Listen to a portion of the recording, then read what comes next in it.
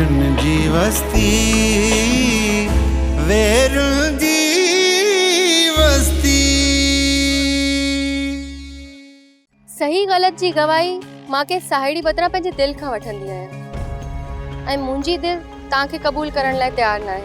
जेकर तूं पंहिंजी इन ॻाल्हि ते आख़िर ताईं क़ाइम थी रही रखी पोइ यकीन कयां वॾी तबाही ईंदई। आऊं तुंहिंजे इनकार खे दरगुज़र करे बि सघां, पर यादि रख मुंहिंजो बाबा इहा ॻाल्हि कॾहिं बि बर्दाश्त करे कोन सघंदो।